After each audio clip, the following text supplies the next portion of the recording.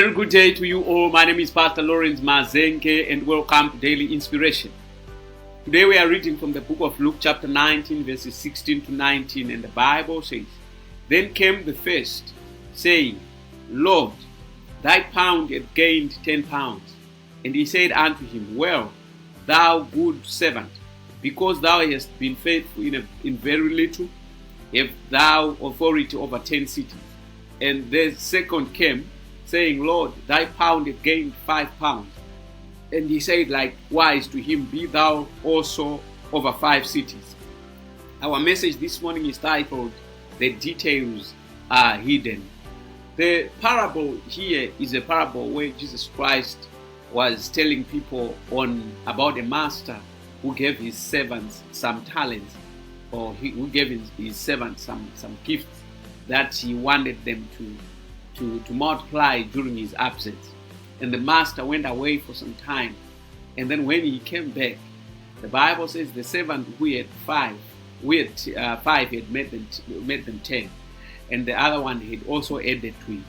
But there was a servant who was given 1, and he went on to bury it, and he did not multiply it, he did not do anything on it. But my concern is not about that one who did nothing. Today my focus is on the two who managed to increase the talents they were given. Now the Bible says, as they gave them to the master, they were given to be charged over the cities according to the number of talents that they had multiplied. The one who had multiplied to 10, he was given to be in charge of 10 cities. The one who had multiplied to 5, he was given to be in charge of 5 cities. It was, I don't know what form of thing the talent was, whether it was money or whether it was something else. But what I want you to understand and what I want you to know is that the details about why they were given were hidden, which means to say they would just have thought we are just servants who have been given talents to just utilize or to just multiply them. Let us just do it lackadaisically. But they worked and they focused on multiplying that which their master had given them. And on the return of the master, it was no longer just about talents, but the master gave them charge over cities, which means they became rulers over cities. One became a ruler over 10 cities. 10 cities are more than a country. Another one became a ruler over 5 cities. I want you to understand that there are very few countries with 5 cities today. So if you have been given to take charge over 5 cities, you are like a president. Why? Simply because you decided to be faithful. Simply because you decided to utilize the little that you have and appreciate it and add value on it. Whatever God has given you in this life, add value to that which God has given you. Why? Because when you do that, you never know what the Lord is going to reward you with after you have done that. A lot of us look at what we have and we see it as very little. We sit upon it and we ignore it. But I want you to understand, we are not supposed to ignore. We are not supposed to sit upon that which God has given us. But we are supposed to stand up and multiply it. If God has given you a gift, stir up that gift by using it every day.